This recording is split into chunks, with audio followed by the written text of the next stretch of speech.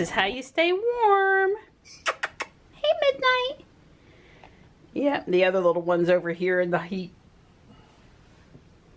That feel good, buddy? It does. Good. Don and I are headed on a short trip into downtown Raleigh to go to the NC State History Museum. It's a free museum in downtown Raleigh. They have a special World War I exhibit with a lot of artifacts, and it actually has been there for a while and it ends today. So we thought we'd go check it out. Yipper. Today's photograph was taken at the NC Museum of Art, also in Raleigh. These are some lights that are hanging above the cafeteria area, and I was pretty fascinated with them.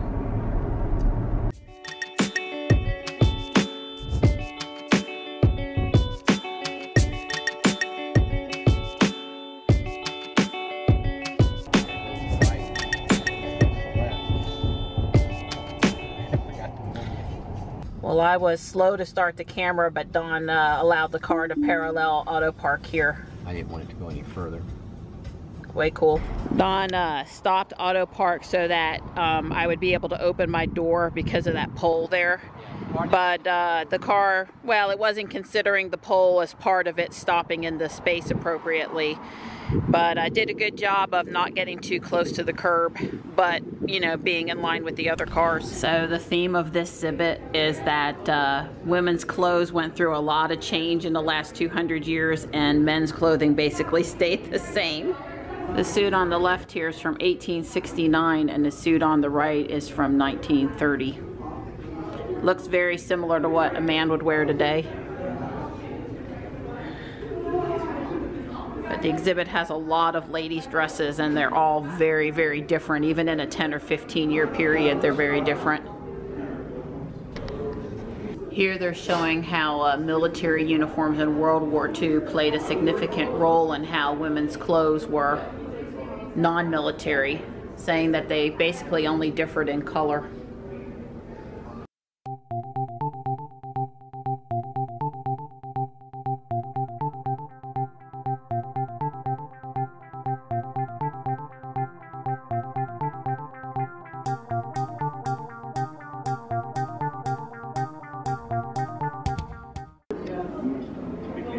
Just look at all those amazing older photographs. North Carolina is determined that the Wright brothers were the first to fly.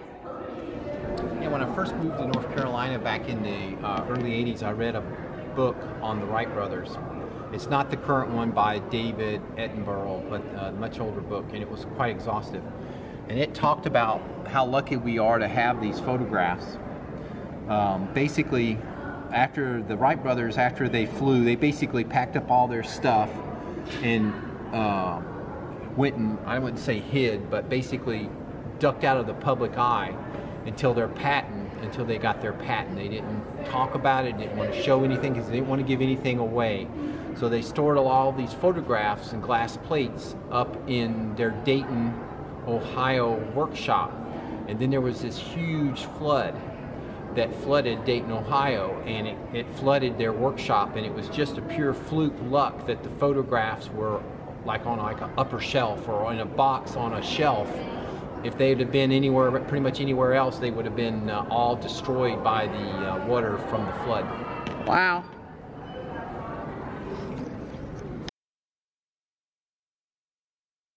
Because they used it so I've only much. seen the plastic ones. Yeah. You know? And a lot of times these were given out as free gifts by banks. Well, they didn't. The telephone company didn't. They really wanted you to take your finger out every time. They didn't want you to do this. They didn't want you to do, and then leave your finger in. Because what happens is that slows the dial down, and they're depending on the timing of the make and break of that to pick the right number. Yeah. Have you ever seen a lock? Yes, I've seen a lock. That's right. Did you know you can get around that lock? No, I didn't. Oh well. You tap it out. Yeah, if you're that good, you could actually tap out the number. It's the same. The make and break of this is the exact same hook on hook. That's right. It's exactly And what you it's remember doing. how heavy they were. Yeah. Even I had dialed and had one of these phones. It's it's heavy. For Saturday, the museum is booming today. Well, if you look at the flag out there, you'll figure out why. Yeah, everybody wants to be inside. Yeah, not out in that wind. Yeah. 24.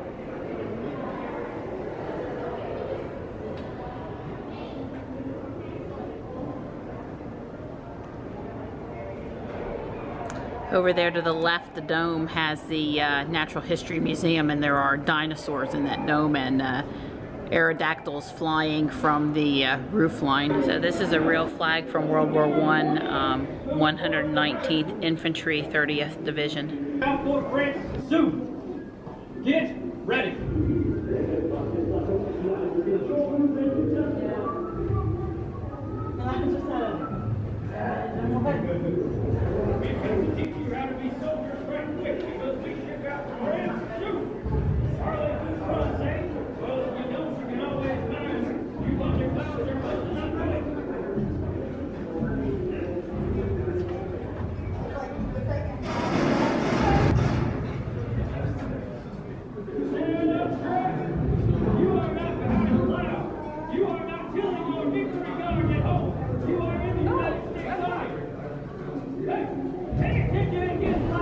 I've been listening to a podcast called The History of the 20th Century, and basically I'm into episode about 100, and they're 30 minutes or so each, and he's just now gotten to World War I, and it's not over like in 1915, early 1915, so this guy's very thorough and he knows what he's talking about. But basically the thing I learned is that the Archduke Ferdinand was shot in June of 1914.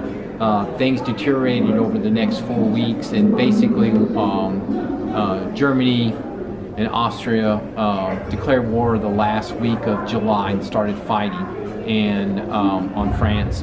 And what happened was, from the last week of July to, let's say, the first week of December, there was what everybody had thought, there were battles, troop movements, and they weren't in the trenches yet.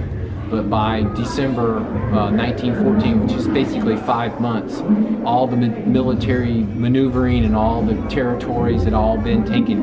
And then for the next 3 years, from basically December 1914 to the end of the war, all it was a trench warfare. It was just, you move 100 yards, and then we take the 100 yards back and forth. It was a bloody slog. And all of that had been predicted by a German bean counter, an accountant, who had studied modern warfare from an economic cost, not military whatsoever. And he realized that all modern war was going to turn into a trench quagmire, that these ideas of quick victories and we're just going to run over and take this country and this territory and we'll be back home by Christmas was total fantasy, that the one that was going to win the war is the one that had the most economic resources or spent them very wisely and held out the longest. It had nothing to do with who had the most at the beginning, because modern machine guns and weaponry, cannons and things like that would basically prevent this quick kill, that it was going to turn into just how many shells can you produce and how many bullets. In fact, munitions got to be a real issue. They shot more munitions in that first 5 months than they had like in all the wars before them. It was a resource type war. For me, it's pretty amazing, these 3 maps they have here, pre-World War I, where there's no Poland, and several other countries, then post-World War I, and how the land was divided up. And then even today, it kind of puts some perspective on those things we hear about in the news, where there's, problems over in Ukraine. And you didn't want to stand up to dig. You didn't mind being down as low as you could get. So that's why all the handles are so short. Well, plus they had to be carried. You can't carry a 5-foot handle. Don says this battle in 1918 breaking the Hindenburg Line was the start of getting the Germans to see the light and go to the table to end the war. Yeah, November 11th, right? Armistice Day. That was the Hindenburg Line breaking is what basically got the war to a conclusion. If that had not happened, they could have potentially slogged it out another 2 years or 3 years. I mean, that was a major breakthrough, and it convinced the Germans that they needed to do peace talks. I learned quite a good bit about World War I from this exhibit. Of course, I had World War I history in school, but it's been a while, and I think this level of presentation is a really good way to explain it.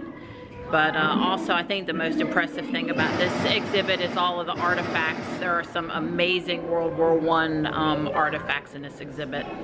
Since this is the North Carolina History Museum, while there's a lot of general information about World War I, there are also a lot of tie-ins back to people, citizens of North Carolina, and how they acted and represented North Carolina in the war.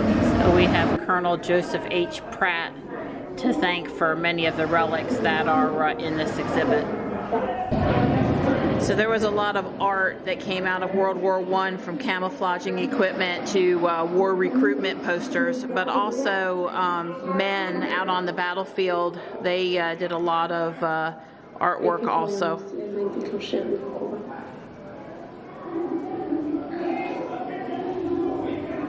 I do not know what the future holds.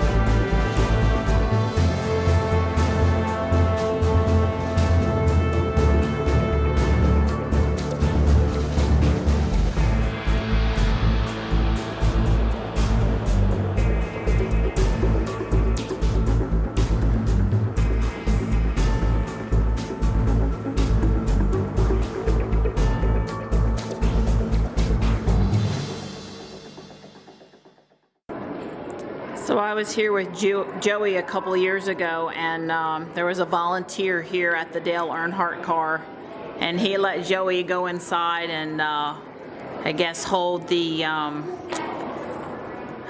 one of the bars near the driver's steering wheel, or even touch the steering wheel. You know, under careful supervision. It was a big day for Joey.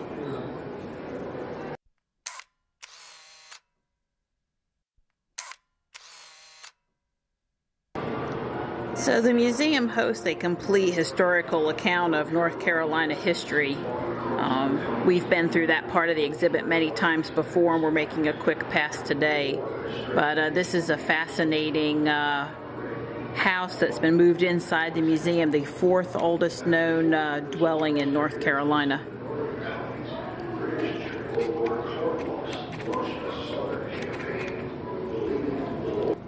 It's pretty fascinating inside. This wall is original, as is the one of these glass windows and the wood in the stairwell going upstairs. exposed beam ceiling. It's a wonderful treasure for the state. Oh, I'm doing it. She's moving. Don's pretending he's one of the boys today. So is Don cut out to be a farmer? How heavy's that bucket of water, Donnie? 1 finger, baby. 1 finger.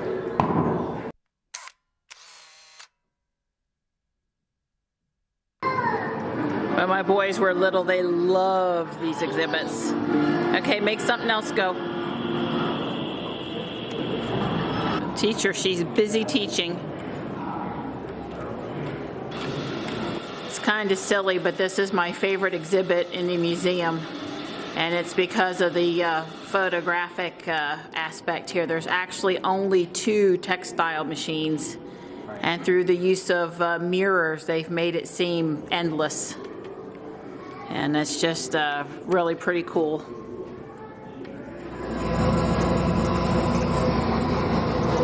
Right, as Don started the exhibit to point out that it was very loud in the textile mills.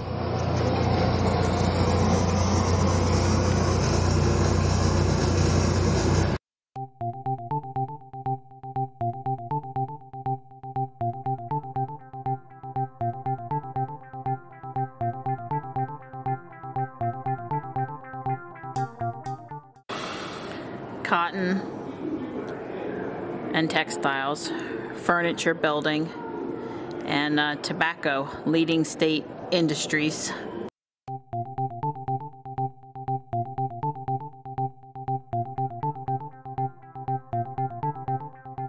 The museum hosts a fascinating collection of photographs from the Great Depression. Just really amazing black and white photographs. I love this one here of the potter showing his son how to do things. This is my second favorite exhibit at the museum. This is actually a lunch counter from Salisbury, North Carolina. But of course in Greensboro, North Carolina, there's a famous luncheonette and museum as well.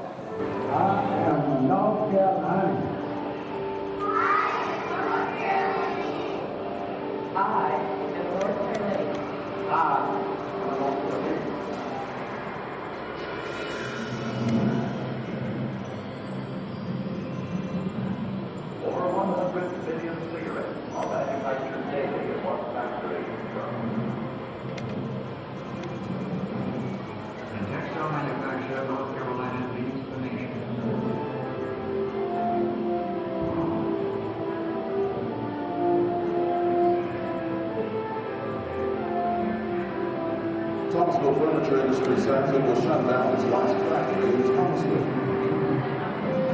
At the same time, we gained thousands of services jobs, computer making jobs, pharmaceutical jobs. It's a different world. It's a different world.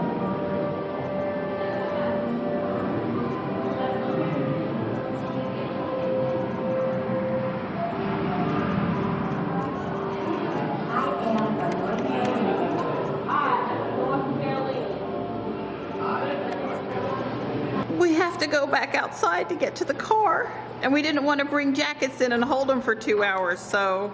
Right, burr. Burr. Cold air right now. All right. Yeah, there's ice melt down here on the sidewalk. It's chilly. All right, she's right where we left her.